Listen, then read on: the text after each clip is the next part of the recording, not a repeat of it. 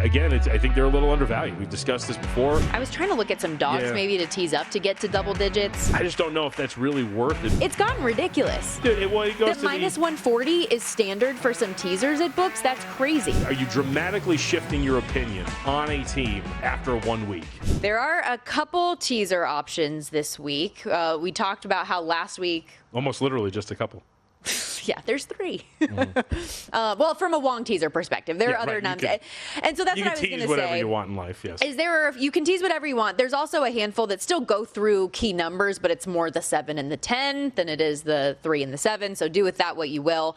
Last week, though, week 1 teasers were very successful. If you were going with the standard way, I know you and I both had a couple of them in pocket that came through, although admittedly I was very much so rooting against the Broncos at one point. I was like, I will happily lose this teaser if we knock out 7,000 plus in Survivor, but that didn't come through. But good week for teasers to start. Yeah, so if you just went like purely Wong teaser, which again is you're getting through the 2 key numbers, last week there was no combination on those closing numbers that you lost with. Eagles from 8 to 2, Broncos from 8.5 to 2.5, Raiders from 2.5 up to 8.5, Seahawks from 2.5 up to 8.5, and then the Bills from 1.5 to 7.5.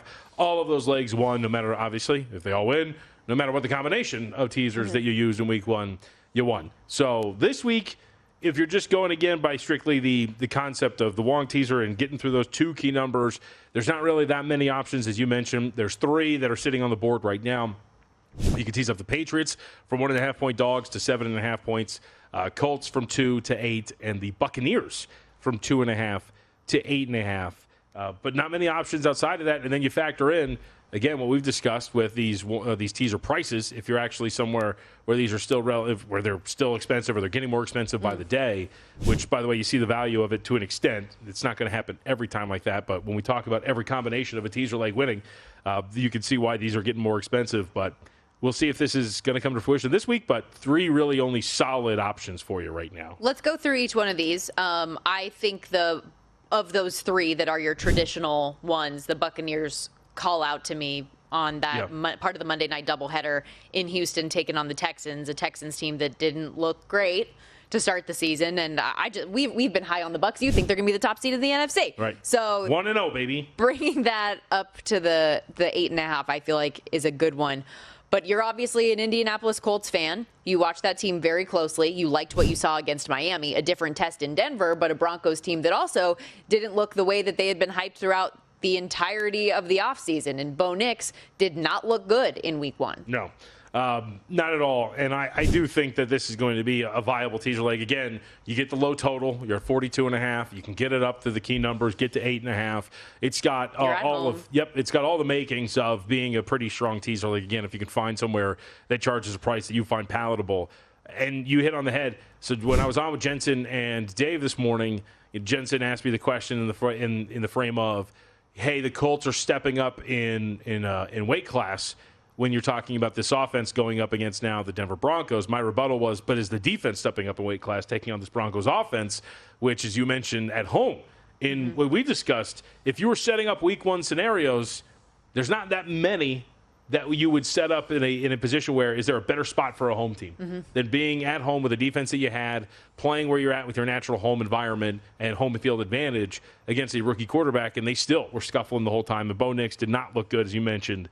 I think this Colts team is, again, I think they're a little undervalued. We've discussed this before. We saw a glimpse of that against Miami. So if you feel comfortable like I do in looking at this Colts team from an undervalued standpoint, then for sure getting this up to key numbers is going to be great. I don't think it's going to get to 3. I'd feel somewhat, actually, I think I'd be shocked if this got to a full 3 against Indianapolis, barring any injury news that occurs potentially during the week of practice. Now, if we look through some maybe more non-traditional ones, what about like the Ravens, for example, who are a double-digit favorite, looking at DraftKings laying 11.5. What if you brought that down to 5.5 against the Cleveland Browns? Or no, because it's a divisional contest. Yeah, I mean, it's divisional. And what, like, are you really getting any strong value from there? Like you said, maybe like 10 and 7, but those traditionally aren't like what you're looking for getting through. But, I mean, if you're looking around, I was trying to look at some dogs maybe to tease up to get to double digits. Sure. You're the Saints against your 49ers? I mean, honestly, like, it depends on what you think about it and the health, but sure. I'm probably not going to play it, but I wouldn't hate on anybody that did.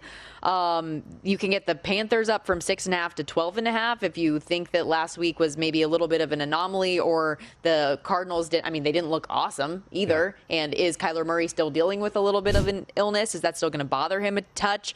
So 6.5 to 12.5 there. You can bring the Bears up from 4.5 to 10.5 in Detroit against the Lions after what we saw from Detroit offensively week 1. Like, any of those interest you at all? No, what interests me is I got to go to a book this Sunday and fill out some, those old school like super mega teasers. Like, those are a ton of fun. I like those. I want to like get like a 10 point, yeah, or like 10 team, like 10 point teaser. Yeah, just put one in and let's see what happens. No, I mean, Bills just to win. You could do there's just a few of those. Just some ridiculous ones out there. Bills +7, things like that.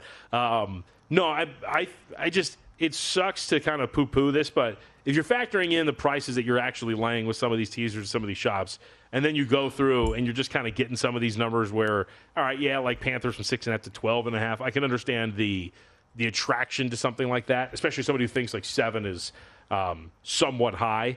I just don't know if that's really worth it. But hey, man, if we're stringing together, like, if we're throwing back some, what are the drinks we were drinking out in Omaha, or the Sun Cruisers or whatever?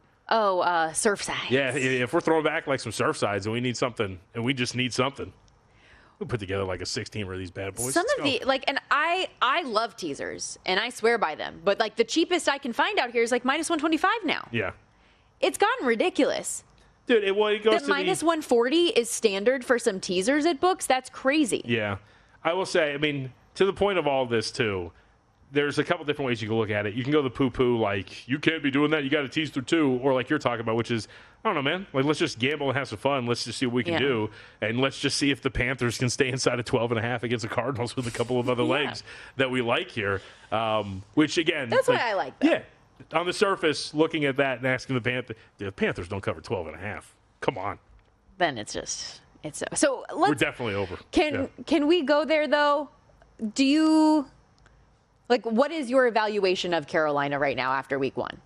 Like, when you walked away from that game, what were you thinking? I don't really like a ton of what you saw for Bryce Young, and the turnovers were a little worrisome, especially when you're talking about the decision-making, but he wasn't terrible.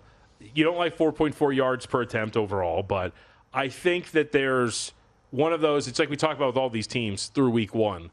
Are you dramatically shifting your opinion on a team after 1 week? I think we've done a pretty good job, and we've talked about every single one of these teams coming out of week 1. Have we talked about any of them in the sense of dramatically changing what our preseason priors were after watching them? I think there's a couple of teams you can make the argument, yeah, maybe, if you're high on Houston, for example, and you see the offensive line have its issues. But I don't think you're looking at one data point and saying, all right, this is it. They're cooked. This is now the worst team in the NFL.